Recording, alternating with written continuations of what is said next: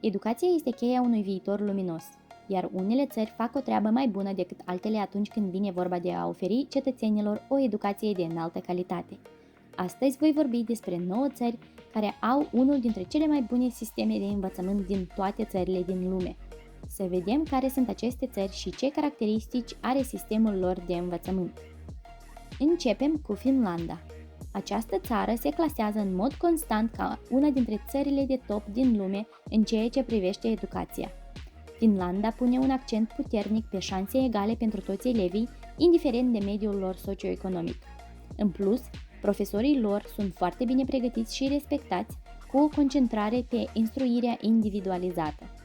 Curriculumul este de asemenea conceput pentru a fi flexibil și receptiv la nevoile fiecărui elev. Finlanda are un raport elev-profesor relativ scăzut, ceea ce permite o atenție și un sprijin mai individualizat.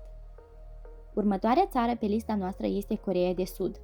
Această țară are una dintre cele mai ridicate rate de alfabetizare din lume și este cunoscută pentru un accent puternic pe educația științifică, tehnologie, inginerie și matematică. Guvernul și societatea în ansamblu pun un accent puternic pe educație. Aceasta include investiții în resursele educaționale și formarea profesorilor, precum și o așteptare culturală, precum că studenții vor munci din greu și vor avea realizări academice. Coreea de Sud are un curriculum riguros care pune un accent puternic pe matematică și știință, ceea ce a ajutat la producerea unui program de înaltă calificare și forță de muncă educată. Coreea de Sud are un sistem riguros de testare și o cultură puternică bazată pe concurență, care oferă stimulente studenților să aibă o performanță bună și să intre în universități de top. Japonia este o altă țară care se bucură de un sistem de învățământ de calitate. Țara are o tradiție îndelungată de a valora educația. Japonia are un sistem de învățământ riguros care pune accent pe disciplină, muncă asiduă și respectul față de autoritate, ceea ce duce la rezultate academice ridicate. Un alt motiv pentru care sistemul de învățământ din Japonia este considerat unul dintre cele mai bune este accentul pe memorare, care îi ajută pe elevi să stăpânească abilitățile și cunoștințele de bază. Profesorii în Japonia dau dovadă de profesionalism și profesia didactică este respectată de către ceilalți, ceea ce ajută la atragerea și reținerea cadrelor didactice cu o înaltă calificare. Sistemul de învățământ japonez promovează un simț al comunității și unității sociale, care ajută la crearea unui mediu de învățare pozitiv. Cultura japoneză pune în valoare dorința de a cunoaște și autoîmbunătățirea. Această valoare culturală, combinată cu calitatea sistemului educațional, are ca rezultat o populație foarte educată și calificată, ceea ce a contribuit la succesul economic al Japoniei. Canada este cunoscută pentru sistemul său de învățământ de înaltă calitate și pentru universitățile excelente. Țara pune un accent puternic pe diversitate și incluziune în sistemul său de educație. Sistemul educațional canadian este finanțat din fonduri publice, ceea ce înseamnă că toți cetățenii au acces la educație, indiferent de statutul lor socioeconomic. În al doilea rând, curriculumul este standardizat în toată țara, ceea ce asigură că studenții primesc o educație consistentă, indiferent de locul în care trăiesc. În plus, Canada are o rată ridicată de alfabetizare și o proporție mare de cetățeni cu studii postliceale, ceea ce este un indicator al unui sistem educațional puternic.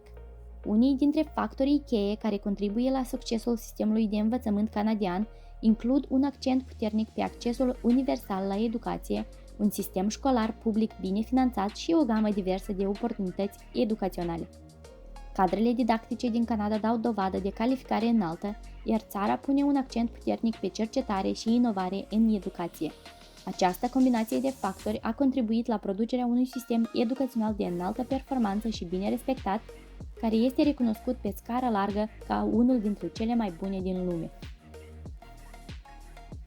Germania are un sistem de învățământ vocațional puternic, care pregătește studenții pentru cariere într-o varietate de domenii și ajută la reducerea șomajului în rândul tinerilor. Germania are o tradiție puternică de învățământ superior, iar universitățile sale se clasează în mod constant printre cele mai bune din lume.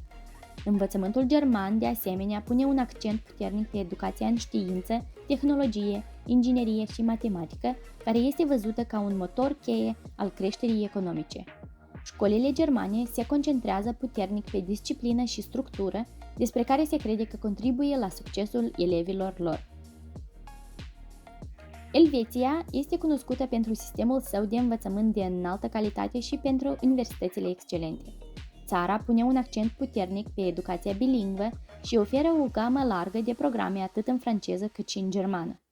Sistemul de învățământ din Elveția este în general considerat unul dintre cele mai bune din lume. Țara are o rată ridicată de alfabetizare, iar studenții săi obțin în mod constant rezultate bune la teste internaționale. Sistemul de învățământ nu este centralizat, statele având un grad mare de autonomie în stabilirea curriculumului și finanțarea școlilor, ceea ce permite inovarea și adaptabilitatea în clasă. Sistemul de învățământ profesional din Elveția este de asemenea foarte apreciat, mulți studenți alegând să urmeze învățământ în domenii precum inginerie, finanțe și ospitalitate. În plus, Elveția are o lungă istorie de investiții în educație și are un sistem bine finanțat și bine organizat care este accesibil tuturor elevilor. Toți acești factori combinați contribuie la o forță de muncă înalt calificată și bine educată, care este bine pregătită pentru cerințele economiei moderne. Singapore are un sistem educațional foarte dezvoltat și extrem de eficient. Sistemul de învățământ pune un accent puternic pe dezvoltarea gândirii critice, soluționării problemelor și creativității, iar acest lucru se reflectă în curriculumul său de înaltă calitate. În plus, sistemul educațional din Singapore este cunoscut pentru accentul puternic pe meritocrație, are o cultură care prețuiește munca grea și succesul și un respect aparte pentru profesori. Sistemul de învățământ din Singapore pune accent pe excelența academică, pe disciplină și se concentrează pe abilitățile practice din lumea reală. Investiția țării în educație este printre cele mai mari din lume, iar acest lucru se reflectă în calitatea profesorilor și a resurselor disponibile. Țările de jos au un sistem de învățământ bine privit care pune un accent puternic pe creativitate și gândire critică. Sistemul de învățământ din țările de jos este considerat unul dintre cele mai bune din lume, deoarece se află în mod constant pe un loc înalt în comparațiile internaționale și pune un accent puternic pe asigurarea de șanse egale pentru toți studenții, asigurând că toți elevii au un acces la o educație de înaltă calitate. Țara are o rată ridicată de alfabetizare și o reputație pentru educația sa profesională, care este foarte apreciată de angajatori. Sistemul de învățământ în țările de jos nu este centralizat, școlile având un grad ridicat de autonomie, ceea ce permite inovarea și experimentarea.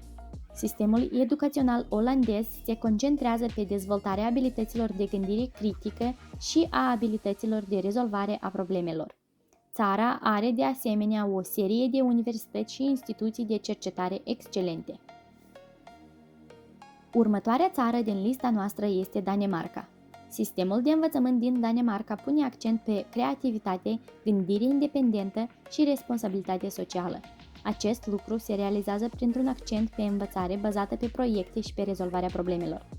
Sistemul de învățământ din Danemarca oferă șanse egale pentru toți studenții, indiferent de mediul lor socioeconomic. De asemenea, țara are o tradiție puternică de autonomie a profesorilor și de dezvoltare profesională, ceea ce ajută la asigurarea că profesorii sunt bine pregătiți și motivați. În plus, sistemul de învățământ danez pune un accent puternic pe învățarea practică prin experiență, despre care se crede că stimulează creativitatea și abilitățile de gândire critică. Profesorii danezi sunt foarte bine pregătiți și respectați, iar clasele mici din Danemarca permit o atenție individualizată pentru studenți. Sistemul de învățământ danez este cunoscut și pentru concentrarea pe învățarea socială și emoțională, despre care se crede că îi ajută pe elevi să dezvolte abilități interpersonale puternice și inteligență emoțională.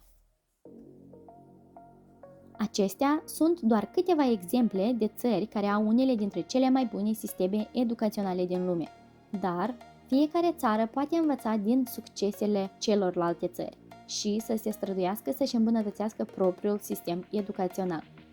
Îți mulțumesc foarte mult că ai privit până la final.